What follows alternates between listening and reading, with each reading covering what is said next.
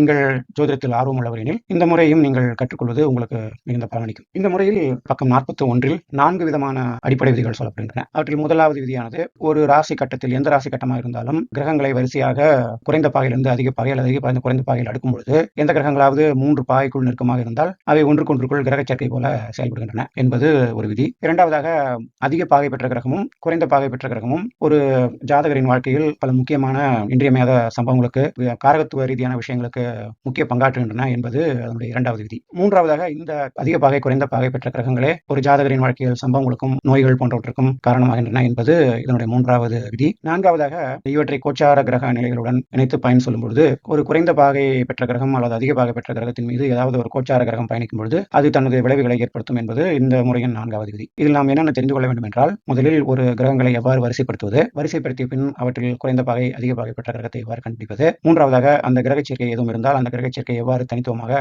பிரித்து எடுத்து எழுதுவது, பிறந்த கால ஜாதகத்தை தாண்டி நான்காவதாக பிறந்த கால ஜாதகத்துக்கும் கோச்சார ஜாதகத்துக்கும் இடையில் பாகை ரீதியான சேர்க்கை வந்தால் அவற்றை எவ்வாறு கண்டுபிடிப்பது என்று 4 கூறுகள் உள்ளன. இந்த 4 கூறுகளை பற்றியும் நாம் இந்த வகுப்பில் செயல்முறை விளக்கமாக பார்க்க இருக்கிறோம். பெரும்பாலானவர்கள் இந்த வகுப்பை ஏதோ ஒரு மற்றொரு ஜோதிட துணுக்குகளை கேட்பதை போல பார்த்துக் கொண்டு வருகிறீர்கள். அவ்வாறு பார்ப்பது ஒரு பருந்தானது தூரத்தை கடப்பதற்கு தனது காலால் நடந்து செல்வதை போன்றது. இந்த வகுப்பின் நோக்கமே உங்களுக்கும் ரெக்கை இருக்கு, நீங்களும் பறக்க முடியும் அப்படின்னு அடையாளம் காட்டுறது, இப்படி பறக்கிறதுன்னு சொல்லி தர்றது. ஆனா இதுல பெரும்பாலான பேர் என்ன பண்ணிடுறீங்க, கொஞ்சம் கடினமா தோன்றுகிற அந்த கணித பாட்டுக்கு நீங்க முக்கியத்துவம் கொடுக்கறது இல்ல. பெரும்பாலான பேர் நம்ம எக்ஸலை திறந்து ஆரம்பிச்சோடனே இந்த வீடியோ ஷட் டவுன் பண்ணிட்டு போயிடுறாங்க. ரொம்ப குறைஞ்ச பேர் தான் சரி நாமளும் முயற்சி பண்ணி பார்ப்போம் அப்படின்னு முயற்சி பண்றாங்க. நான் இந்த வகுப்பை ஆரம்பிச்சதோட நோக்கமே ஒரு சூழ் கொள்ளாத பூக்களை உருவாக்குவதற்கு இல்ல. நீங்க ஒரு தாவரத்துல பூவா பூத்தீங்க அப்படின்னா அதோட இறுதி பயன் விதையா மாறுறது. நீங்க வெறுமனே பூவா காஞ்சி போறதுல எந்த புண்ணியமும் இல்ல. இந்த வகுப்போட நோக்கம் அது கிடையாது. நீங்க இந்த வகுப்புல தொடர்ச்சியா நீங்க பாத்துக்கிறீங்க அப்படின்னா ஒரு கேள்வி வீரனா இருக்கிறத தாண்டி